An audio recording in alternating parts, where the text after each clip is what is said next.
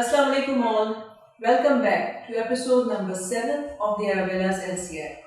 So far we have learned about the first component of the LCI, and that was problem identification. We went through template number 1, template number 2 and template number 3 of the LCI. Today we are about to begin the second component of the lean canvas for invention, which is known as literature search. The literature search component of the LCI answers the why question. If you remember from episode number 2, in fact we have learned there are 3 basic questions around which the whole LCI work revolves. First question was, what is the problem we are intending to solve? Second question was, why it is important to solve that problem? And third question was, how we are going to solve this problem? So the first component of the LCI, which was problem identification, was answering the what question of LCI. But today's component, which is literature search, it will be answering the why question of the LCI. As an academic inventor, we know what do we mean by literature search. Literature search is about exploring the research articles that are already being published in the domain where we are doing research. It is about visiting conferences and learn from a similar kind of academic inventors what kind of research they are doing. But the literature search component of the lean canvas of invention does not only focus on the research articles or conference proceedings. Rather, it focuses more on the search of another databases that are available to explore about patents. Because we are talking about the inventions, and inventions get patented. And once they are patented, they can also get licensed for the commercialization. And our focus here to understand that how an academic inventor can convert their inventions for the commercialization and break as an entrepreneur. How we will be doing the article search or how we will be doing the patent search, that we will explore in more detail when we will be focusing on template number 4, template number 5 and template number 6 of the LCI for second component. Today our focus would be to understand that what the second component demands us, what understanding is required to build up, and what is the question that second component will be answering. The question of the second component of the LCI is, why still is the real world practical problem unsolved? We will be answering this question after collecting evidences from research articles in journals, reading conference proceedings, and a literature that will be based on the patent search. Every component of this LCI is supported by a question, a checklist, and multiple templates. I have discussed the question that the second component is asking us. But as we know that their answers will come up when we look to the checklist in detail. So here we have LCI checklist number 2 that one by one help us to answer the question demanded by the second component of the LCI. The first item of the LCI checklist 2 asks us from keywords representing problems, proposed solutions, and context for research application. Let us understand this with the help of an example. Whenever we go for any search, we prepare our keywords so that our search process becomes more polished. The technique here is to understand that what kind of keywords we must explore when we are going for any academic articles or patent search. My suggestion here is to make it sure that your keyword must have a problem, your keywords must have a solution, and your keyword must also have a context where you are going or intending to apply your invention. Let's see what we mean by problem, solution, and context. As we know that during COVID, giving education to schools, colleges, and universities became very difficult. So the problem here is that quality education during COVID-19. In that duration, multiple solutions being invented. We have started delivering education through Zoom links, through MS Team, and some other tools which helped us to make it sure that students' time should not be wasted. They should be trained, they should be educated. So, solution is the online education with the help of different tools developed during the COVID-19. And if we see the context, well, of course, it was a global issue. And globally, those technologies or those inventions were utilized. So, keywords here would become the quality education during COVID-19, the tool available for online education as a solution, and the context would be global. Now, let's talk about the item number 2 of the LCI checklist 2.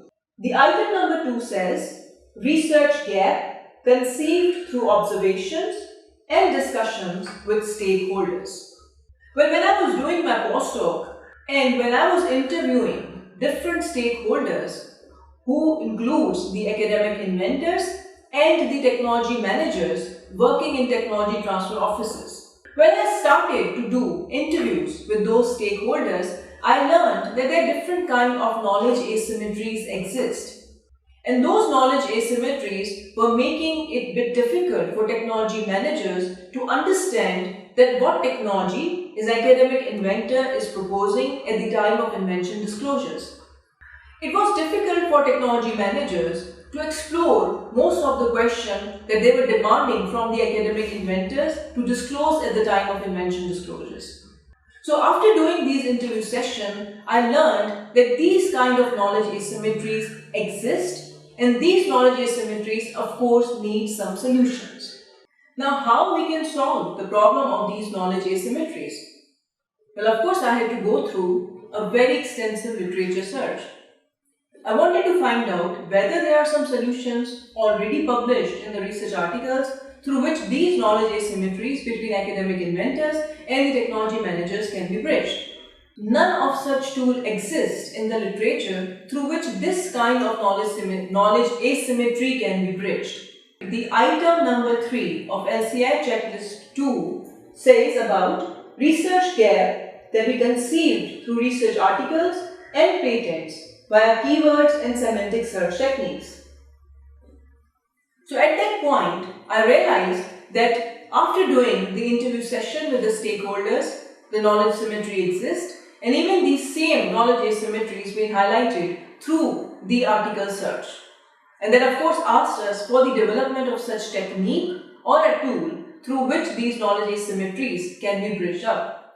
And this is in fact is the reason behind existence of Lean Canvas for Invention today. The item number 4 of the LCI checklist 2 then asks comparisons of findings, similarities and differences in features of existing research. The literature search is all about standing on the shoulder of giants. And standing on the shoulder of giants means that most of the work that is already being published.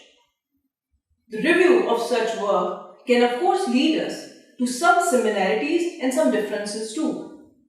There may be a school of thought that favors or that is in agreement with the problem that you have highlighted. And maybe there could be a school of thought that is not in favor of the problem that you have highlighted. Let's understand it. For example, we have seen that online education was promoted during COVID-19. But at the same time, we can also find most of the research papers that talk about it, that though online teaching may stop wasting time of students, but it is not as quality education as we are looking for the physical education. As an academic inventor, our purpose is to look up to all the similarities and all the differences that exist in terms of problems and the solution we are intending to do research upon. The item number 5 of checklist 2 then talk about the bibliometric analysis through which we can gather all the information that we have collected. So it talks about reference list of research articles and the patents and some other resources that have been gathered. In order to develop the bibliometric for all the reference articles that we have gathered and reviewed, we can look up to different databases that exist already. The LCI checklist 2 also propose different databases that help us develop our bibliometric analysis. These include, for example, Scopus, Science Direct, Web of Science, Science Founder and many more. In addition to research articles, as we have learned that we are also going for patent search, there are different websites exist that support us for exploring the patents.